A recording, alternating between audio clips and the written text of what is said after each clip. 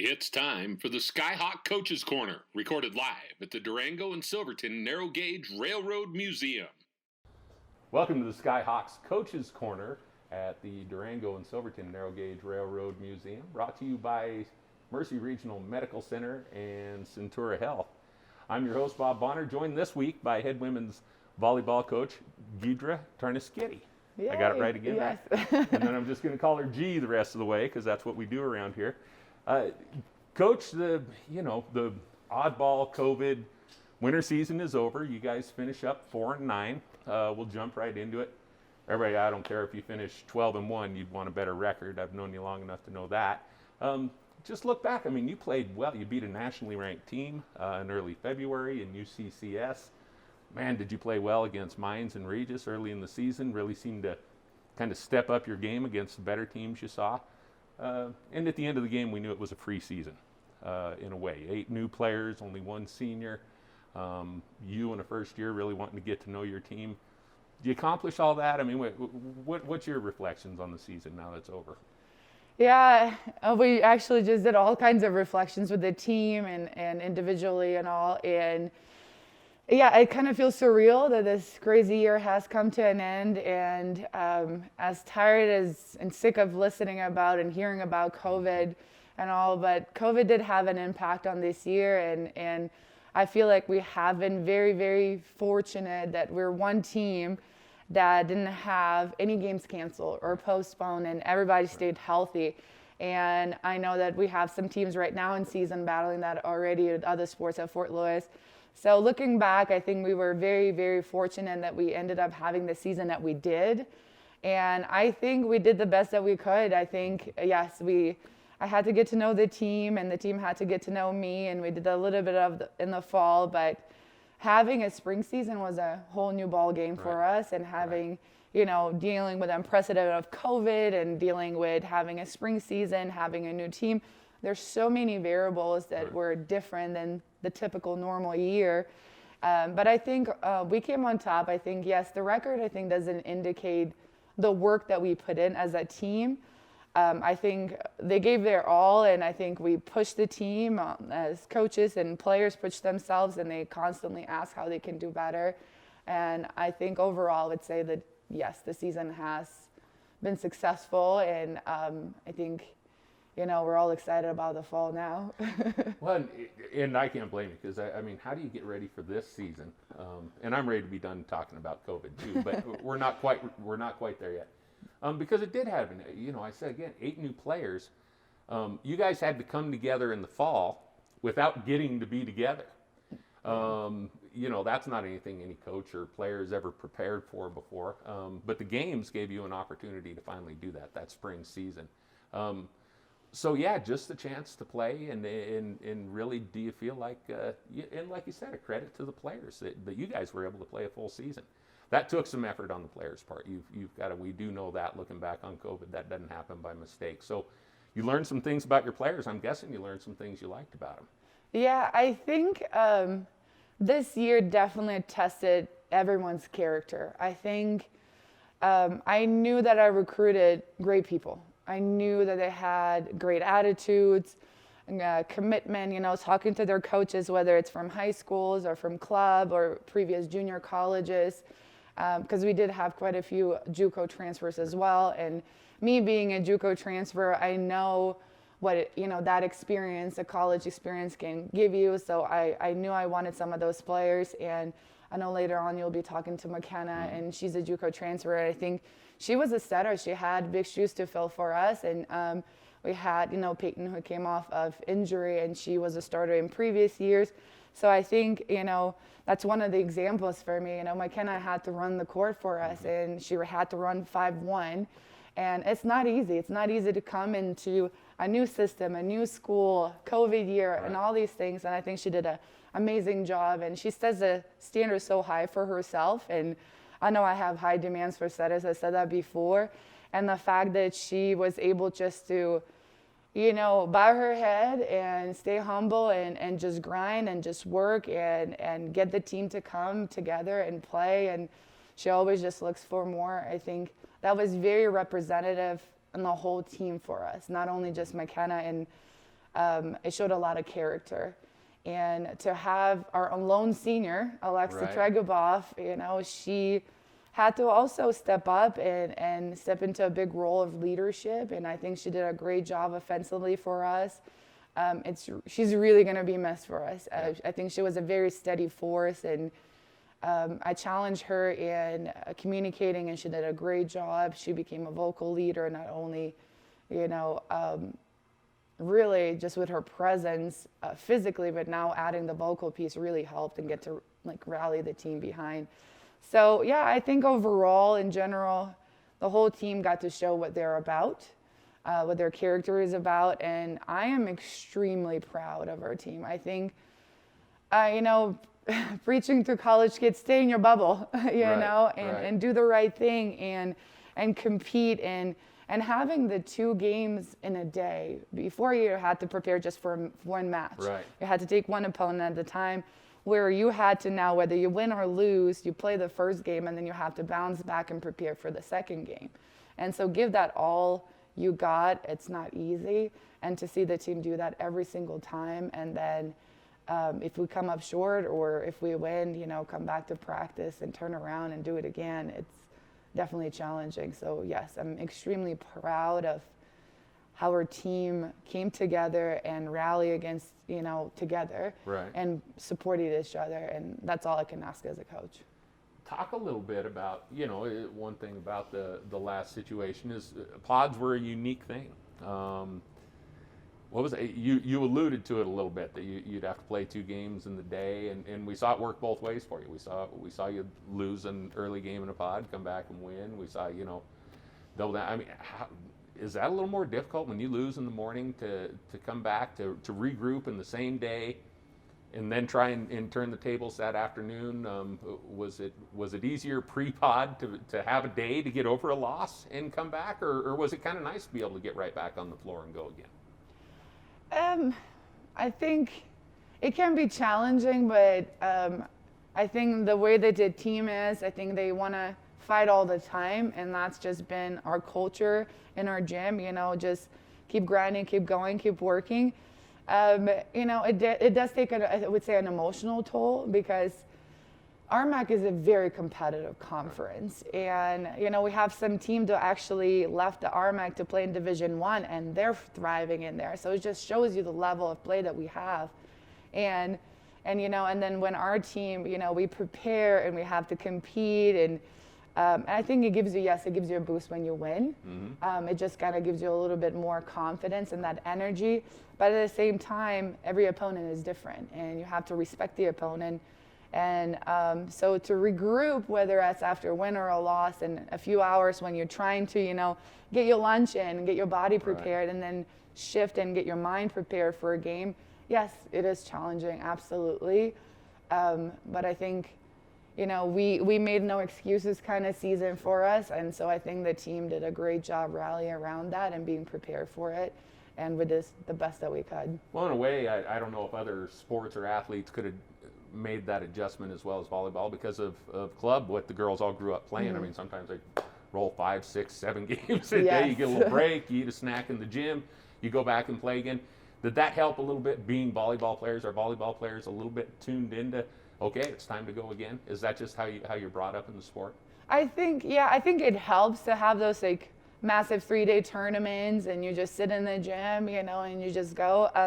I think the opponent mixture is a little bit different. Sometimes you kind of get a little bit of a break if you get somebody that, just not quite their ranking, where in RMAC, everybody's competitive. Right. So in that sense, you don't get necessarily a break. I think in that sense, it's a little bit more difficult to prepare for that, because you're just waiting. You're just maybe I'll get a little bit of a break, and it's no, you're going to have to go 100% of the time.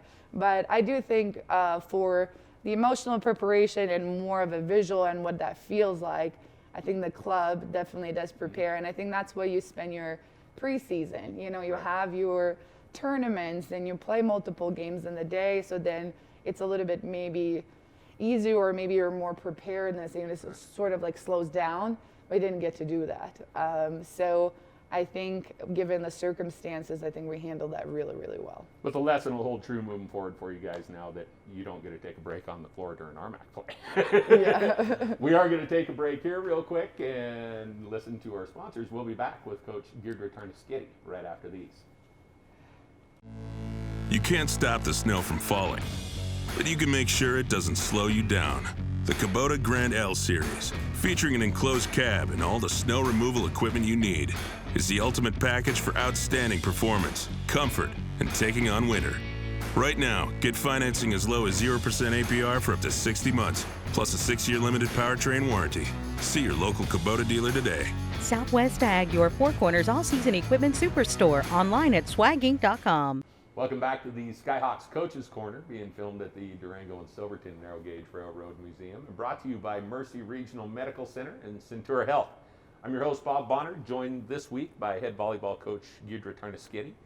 And G, we talked a little bit about your strange winter-spring COVID season. You guys didn't get to play volleyball in the fall. But you did learn some things. 8 new players were able to come together. You got to know each other. We're, obviously gonna miss the contributions of Alexa Tregiboff, your senior. But a lot of other players made nice contributions this year. I thought Lauren Burns, freshman coming in, did some nice things. Maddie Nash, Cameron swinging on the edges. You got Peyton back a little bit late in the year. We got to see some of the mix that you're going to be able to maybe put out there. What, looking back, and don't want to forget Cam Lopez and covering every inch of the floor for you when you needed her to defensively. What'd you learn? Talk about some of your players from this year. We've got Makena Ahuna is going to join us in a little bit. Talk about some of the other kids. Well, I think it feels unreal to realize that last year at this point of the year, I was still putting the team together, knowing hopefully that we were going to have a season in the fall. So recruiting class was a big deal for me, and making sure bringing the right people in the right, not only position, right? You can find somebody that fits, athletically in a position, right? But you also have to make sure that it's the right type of character person, and that takes time. And so coming in March, where typically that's when rosters are being finalized, and yet I have to find half of the team to put together, it was challenging, but I'm very, very happy with the results. I think, I talked a little bit about Makena and Peyton in the setting position. I think that's a very key role for any volleyball team. At least that's my view of it. And to have a transfer setter who had experience of setting and who's technically sound and have the right attitude, it was very important. And with Peyton going down with an injury, and yes, she came back, and we were happy to have her back towards the end of the season, because as coach, you want to have options, and you want to do, we gave a little bit of a mix of what we can do towards the end of the season, where we started 5-1 in the season, and we were able to run 6-2. And I think that makes a difference in practice. It's very different when a coach jumps into set as you're trying to coach. And just to explain for anybody who's following along, 5-1, what that meant was that Makena had to set from anywhere on the floor. She never came off the floor. 6-2 gives you a chance to rotate setters when you go back row to front row. And we saw most of your opponents, most of the RMAC runs that way. Most people had the luxury of 2 setters to put on the floor. So that speaks a lot to what Makena had to do with new teammates and new surroundings, everything else, to be on the floor, to have to scramble. Because setters don't just set, they're responsible for tips and everything else. When you're that one person, that puts a lot on that player, puts it a lot on the coach, because you've got to work stuff out in game. For sure. Right? Yeah.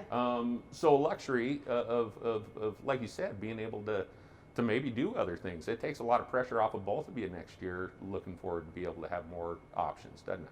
Yes, and for a setter, especially for Makena, she came in and she had to learn the hitters, learn their favorite sets, learn their strengths, learn their weaknesses, learn how to feed and when to feed the right hitter. And I think for somebody that comes in and just has to learn a full new system, it is challenging. Where Peyton had the luxury of already being a part of the team and was a returner, and she knew some of the hitters, so her learning curve was just a little less. So I commend Makena for coming in and doing such a strong job, and really the team adjusting to that. But yes, at the end of the season, when we were able to run 6-2, is particularly towards the end when I knew we needed offense. Sure. I knew that's something that we struggle in the last pod that we had, and having a 6-2 option, which we never really practiced, because it's just not something that we thought that we were going to have to do, and we didn't have the right time. And so to throw that at a team and to see how they adjusted, that gave us an option of an additional hitter. And that's what I was hoping that would generate a little bit more offense and just give us more options and a different look for opponent. And I think, Cameron Callaghan has been a strong right side for us the whole season. She has a great block, very great attitude. She's very steady on the right side. But also you have a freshman, Lauren Burns, who also is the right side yet lefty, which I think it's also a great advantage for us. And I think she did an amazing job coming in, a few games earlier, off the bench, cold, and performing right away, getting a few blocks and figuring out the offense. And she's just a hard-working kid. And so I'm excited for our future to knowing that we have such a great balance. We have a returning junior in that position and also a freshman who's already contributing. It's exciting to see how much they're going to grow even more in the time that we get to the fall. And of course, Maddie Nash, seasoned, hitter, comes of a JUCO experience where she was one of the top scorers, and she just have a motor. Where she just competes all the time, and she's very versatile. She has a great IQ, and whenever she puts it all together, it's amazing to watch her soar and how she's just putting the balls down. And she's also solid all the way around. She can play back row, and she can be an option as a back row hitter as well. I'm excited for fans to be back. She's a player who, like I said, when she rolls, and you anticipate as she gets older and gets more experience that she'll roll more frequently. She's the kind who will make fans go ooh and ah in the stand. She is that kind of athlete, isn't she? For sure. I think she is just, she elevates her gym. She just competes all the time. And so it's kind of fun to watch her in practice when I put her in different scenarios where she has to dig herself out and win.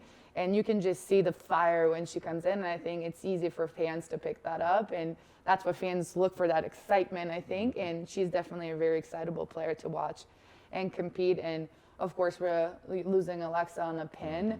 But we also had, a chance to put Naya Shaka. She's a freshman and local player. She's a tall player, and she kept working through the season and worked her way into a lineup. And I think that exposure and that experience for her this year, to feel what it feels to be in a college game, to feel what it feels to be challenged by a big block or be behind and try to compete, and find a way to scores and mix up your shots. I think that's going to help her quite a bit. It's a good feedback for her as well.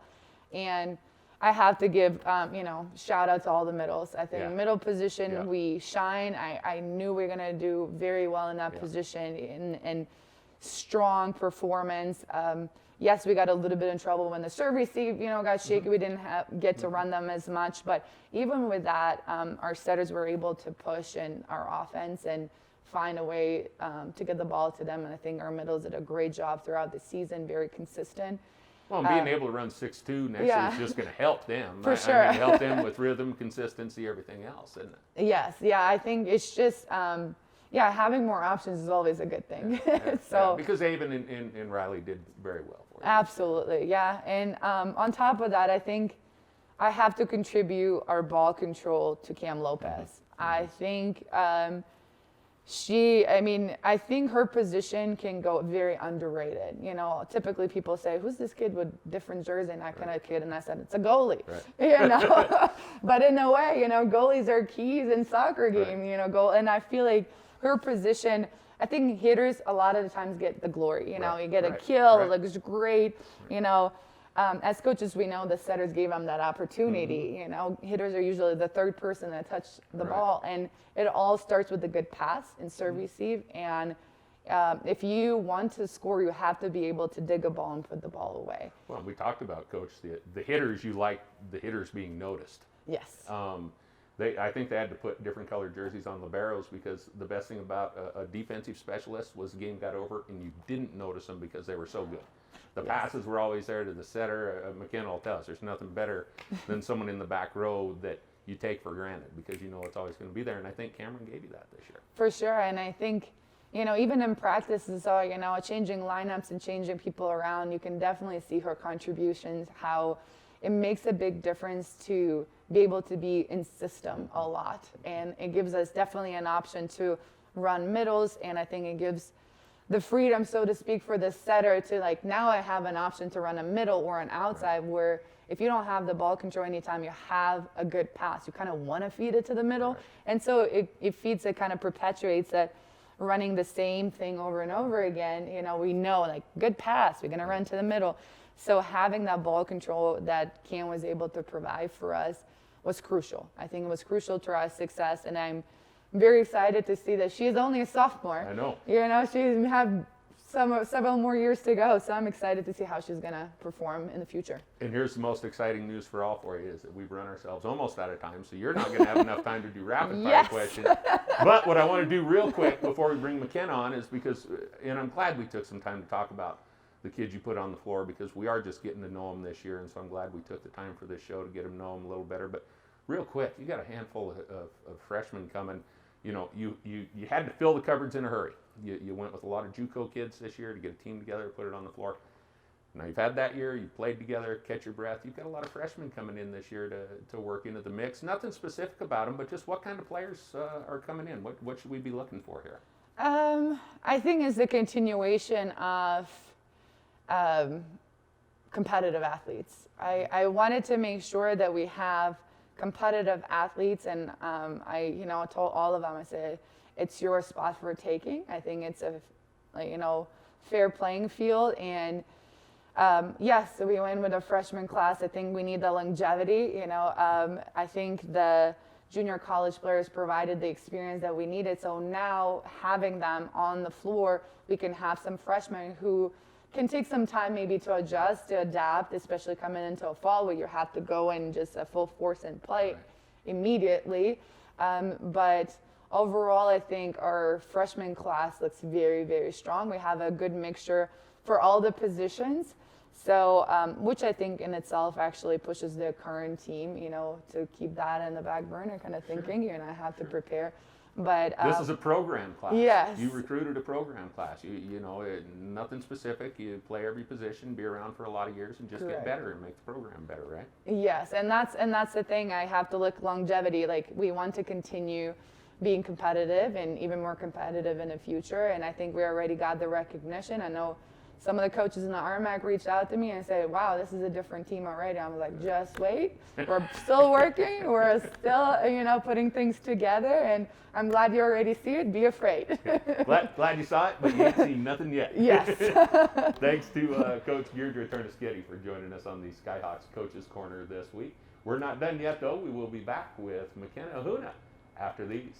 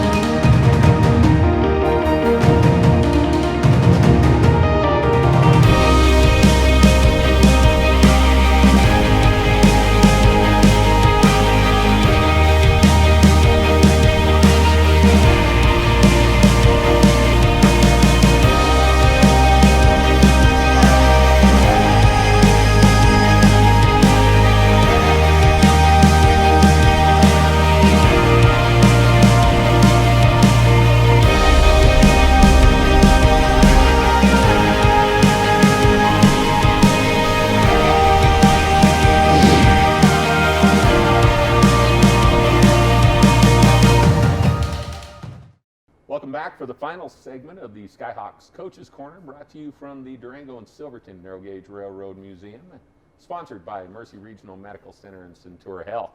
I'm your host, Bob Bonner, joined now by junior setter Makena Ahuna from the Skyhawks volleyball team. Thanks for joining us, Makena. Thank you. We're going to jump right into it because we don't have a lot of time. A junior transfer from Central Arizona by way of Hilo, Hawaii. Yeah. So as we record this, fresh snow's falling on Durango. Are you missing? Are you a beach kid, or are the mountains growing on you a little bit? The mountains are definitely growing on me, but I'm still a beach girl, island girl. But it's cool. I like it out here. Do you surf? Do the whole thing? I don't surf, but I swim, I float. Yeah. You know? You do. It's safe to say you're going to be excited to see the ocean. Yeah, for sure. Okay. Let's talk about volleyball a little bit, though. First of all, you come up from Central Arizona. You're one of the kids Coach G talked about, last year when nobody knew what was going on. She was able to go out and recruit you, and thank goodness she did, because you ended up playing, gosh dang near every point as our center this year. What was that transition from the junior college ranks to Division II like? Well, the RMAC is for sure like a very competitive conference, and at JUCO we had a strong team there too, and it was fun out there. But RMAC and Coach G and Fort Lewis is just a great program, and I'm so happy to be here, and I just love my teammates and my coaches, so it's just a good time. After the first year, and I mean, yeah, I can imagine they talk about things like that as like learning in situations like that is like drinking water out of a fire hose. For sure. I mean, there's no way. Peyton Harmon did a nice job last year. Did you think coming in, oh yeah, I'm going to play almost every point. I'm going to be a setter. I'm going to be on the floor all the time in one of the better conferences in the country. Did you anticipate that maybe happening this year, or did that kind of catch you by surprise a little bit? Well, like yesterday we had that meeting with the team, and I was like, man, like coming in, I got Peyton, RMAC setter, like that's like a strong road to like try to beat out, Sure. But I came in humble, like I just worked my butt off and I tried hard every day, so I think I deserve to play, and it was fun, and I can't wait for next year. So Payne was good competition, and all she did was just push me harder to compete with her. So you guys, and you'll have her back for that. Yeah. Tell me, and I do know told Gia, know just enough about volleyball to be dangerous. Tell us a little bit about the setter's life, though, because this is what I do know. I mean, do people buy you gifts? What do they do to get you to set them more? I do know that's part of the volleyball team dynamic. Everybody, just like any other sport, basketball stars want the ball. Everybody, what's it like being the setter and everybody going me, me, me, me, me? How is that decision-making process on the floor? Is there a mental component to being a setter that people maybe don't think about? Yeah, for sure. Like when we play a game, like first thing, like Maddie Nash is like, set me, bro, like give me the ball. Or Riley Johnson, first thing she's like, come on, give me the ball, like come on, set me. And I'm like, all right. So I just see whoever's hot, and whoever, like wherever the block is, like I make sure to like try to leave them a hole in the block and try to give them free area to swing. But I just. Is it fun to do that sometimes? Is it fun to say, set me, all right, earn it, Yeah. I mean, is there that kind of, you talk about competing, I mean, is that part of the volleyball team dynamic, is balancing that and doing it so that you're all still teammates and still having fun? Yeah, it is, for sure. It's just we work hard at practice, and we run plays, and whoever is hot and whoever like is gonna be like gonna put it down, is like who we want to feed it to. And for my role, it's like to leave them with no block and to make sure that they have like no block to hit again. Right. So, yeah. Is it is hot a real thing? I mean, is it a real thing? Is it something once someone gets rolling? Yeah, for the most sure. part, especially now, is that pressure for you to set well for someone who is hot? Because if they get a bad one and all of a sudden they go cold, then is that part of the pressure of being a setter too? Yeah, it is. But like if you don't feed a person for a long time, like like they kind of like get in their head or they're cold again. But that's not really an excuse. So it's just whoever I know that can perform, which is everybody on my team. I'm able to set whoever, and I know that they can put it down. That's a nice freedom to know that no matter where you are, because a lot of it depends. Tell us a little bit about 5-1. Is there a difference? Because I do know most teams, even at the high school level now, would prefer to be able to change things up a little bit. That one setter where you're having to set that position, whether you're front row or back row, do you have to do it differently in different points in the rotation, or are you pretty much just getting to a point in the floor after every serve no matter what? It just depends on my passes and all. So like if the pass is good, like you want to run the middle, you want to run a play, like, and it's just really just on the defense and whoever's hot, and Okay, so that's not necessarily changed up when you go 5-1. That's just a setter's job. If you're the setter on the floor, that's no matter just a where setter's you are, job. that's what 5-1, like you just run the entire court. Like you have to be the one that's steady the whole time and to keep the composure. So it's a good role. What next year? Looking forward to next year. What's the biggest thing that you think you want to do for yourself to improve, and what's the biggest thing you'd like to do to help the team improve for next year? For me, it's just to keep the standard rising, and to make sure that my teammates are comfortable with me, and to bring the freshmen in and to make sure that they are comfortable and they know that they have the spot on the team. So. Yeah. Are you excited for that leader? You guys, you had Alexa, thank goodness, Yeah. as your senior to sort of set the tone and the example for the rest of you. But otherwise, you guys came in all as this, sort of group of equals. Are you excited to be one of the team leaders next year and to mentor some freshmen a little bit? Oh yeah, that's exciting for me, and I'm sure we have like fellow seniors that's going to be here Sure. next year. So we're excited and we're ready to roll, and we just want to play already. Like, this season's done, let's get into fall. So. Is that exciting because you've had good mentors, do you Yep. think? I mean, so you're looking forward to giving a little bit of that back? Yeah, for sure. Good, good. All right, we're going to jump into rapid fire. I am going to make you do it. I Okay. saved enough time, and I asked you for mentors for a reason, so that's your one clue. That's the one. I'm going to ask you 5 questions. Just tell me the first thing that pops into your head. Okay. All right? All right. What is your favorite sports movie? The Blind Side. Blind Side. That's a good one. Good one. It is. Favorite athlete? My brother. Your brother. Now, explain that a little bit. Why your brother? What does he do? He plays at Kansas University. He plays baseball there. Man, he's just talented. He works hard. He stays humble, and his work ethic is just amazing. Like, he's already like newcomer of the Big 12 and in the conference over there. So it's just a good goal to right. look up to, even though he's younger. All right, Rock Chalk Jayhawk. Yeah. We'll follow him along. That brings me to the next question. I was going to ask you, who do you have a mentor or someone, any athlete, coach, anything, who sticks out to you in your life as the person who has helped you get to where you are now the most? I'd say my parents and all, but Coach G has made a big impact on my volleyball too. She changed my work ethic. She's made me like 100 times better just by coaching and by fixing my bad habits. So Okay. I appreciate that. Okay. Another question: if you weren't playing volleyball, what sport would you be playing? Good question. I'd say softball. Really? Yeah. But you've been volleyball. Have you been hardcore volleyball for that long? Yeah, my dad never let me play anything else besides volleyball. You so. were. This is where you were Yeah. supposed to be. Your dad is Yep. responsible for this. Yep.